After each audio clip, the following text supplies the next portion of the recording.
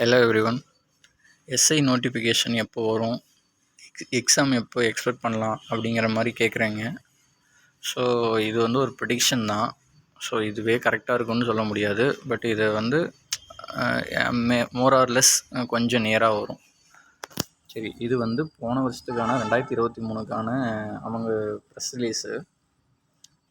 இதில் பாருங்கள், ஃபஸ்ட்டு அவங்க நோட்டிஃபிகேஷன் விட்ட தேதி 5 மே.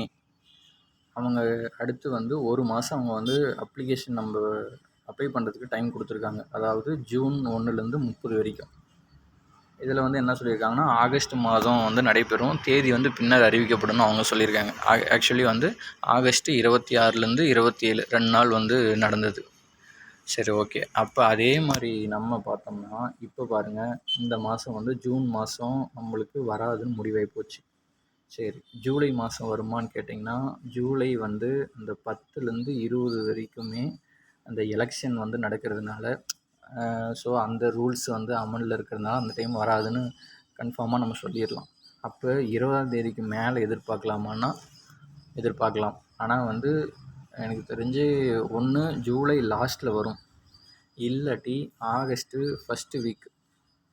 அதாவது இந்த ஏற்கனவே 2023 செலக்ட் பண்ண எஸ்ஐ கேண்டிடேட்ஸ் ஆகஸ்ட் மாதம் மேபி அவங்க ட்ரைனிங்காக போயிடலாம்.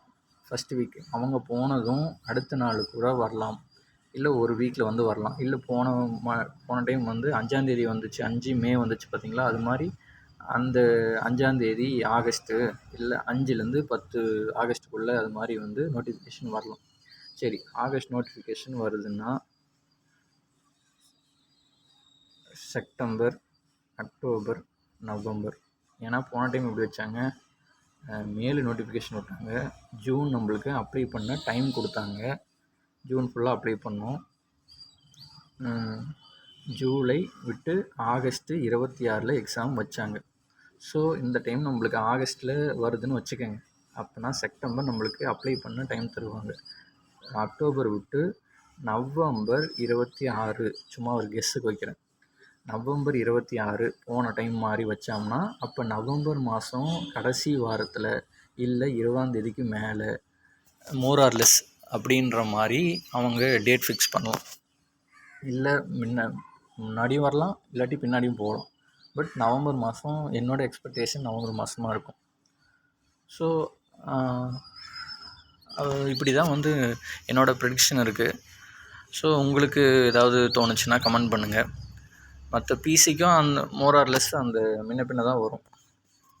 ஸோ அவ்வளோதாங்க சொல்லணுன்னு தோணுச்சு. Okay, thank you.